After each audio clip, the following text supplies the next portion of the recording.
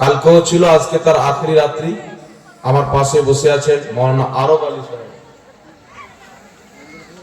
আরবের নবীর কলমা পাঠ করেছেন, তাই নামও আরব আলী নাকি? আমাদের নবী তো আরবের ছিলেন। ওনাকে কালকে থেকে আপনারা শুনলেন, আজকে শুনলেন। ওনার পরে আর একজন নাত শরীফ আপনাদেরকে শোনালেন। আমার ইচ্ছা ছিল, আপনাদের ইচ্ছা করতেছিল যে আরো আমরা নাত শরীফ যেন শুনি, এত ভালো লাগছে। তো যা ঠান্ডার সময় কবে কে কোথায় চলে যাবে কোনো গ্যারান্টি নাই। খুব কষ্ট করে বসে আছেন। আল্লাহ তাবারাক ওয়া তাআলার নিকটে দোয়া করি যেন আল্লাহ পাক সকলকে কবুল করেন এবং যা বক্তব্য হবে তার প্রতি আমল করার তৌফিক দান করেন। সকলে বলুন আল্লাহুম্মা আমিন।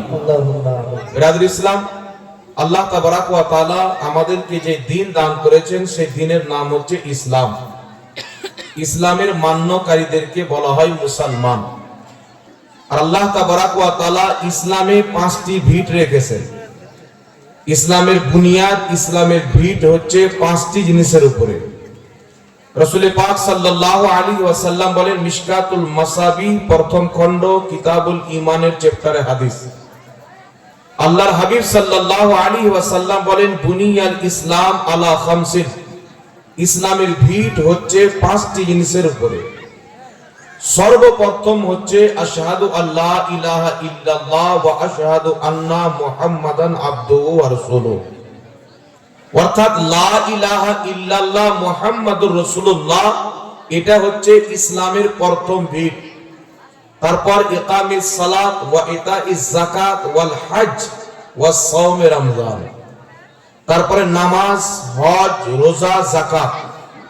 তো সর্বপ্রথম হচ্ছে লা ইলাহা ইল্লাল্লাহ মুহাম্মাদুর রাসূলুল্লাহ, অর্থাৎ আল্লাহ তাবারাক ওয়া তাআলার তাওহীদ, নবী পাক সাল্লাল্লাহু আলাইহি ওয়াসাল্লামের রিসালাতকে, যেই ব্যক্তি তাওহীদকে তাওহীদের মতো, রিসালাতকে রিসালাতের মতো, যেই ব্যক্তি আল্লাহ তাবারাক ওয়া তাআলাকে তার সমস্ত গুণাবলীর সঙ্গে, তার সমস্ত কামালাতের সঙ্গে মানবে, আর যেই ব্যক্তি মুহাম্মদ সাল্লাল্লাহু আলাইহি ওয়াসাল্লামকে আল্লাহ পাকের দেওয়া সমস্ত গুণাবলী, সমস্ত ক্ষমতা, সমস্ত পাওয়ারের সহিত যেই ব্যক্তি রাসূল পাক সাল্লাল্লাহু আলাইহি ওয়াসাল্লামকে আল্লাহ তাবারাক ওয়া তাআলার নবী বলে বিশ্বাস করবে, সেই ব্যক্তি হবে মুসলমান।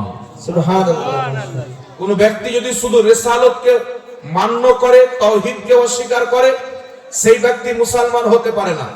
কোন ব্যক্তি যদি তাওহীদকে মানে, রিসালাতকে অস্বীকার করে, সেই ব্যক্তি কোনোদিন মুসলমান হতে পারে না।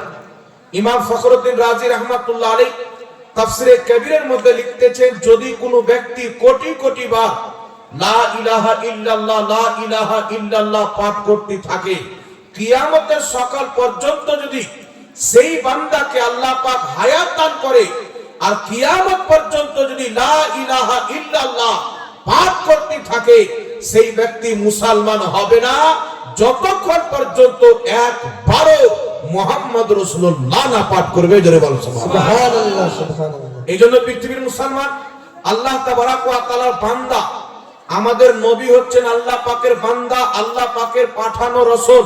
কিন্তু পৃথিবীর মুসলমান, তিনাকে আল্লাহ তাবারাক ওয়া তাআলা এত ক্ষমতা, এত মর্যাদা দান করেছেন, আর তিনাকে এত আল্লাহ তাবারাক ওয়া তাআলা মহব্বত করেছেন যে যেখানে আপনি আল্লাহ তাবারাক ওয়া তাআলার রুবুবিয়ত পাবেন, সেখানে নবী মুস্তাফার রিসালাতকে পাবেন।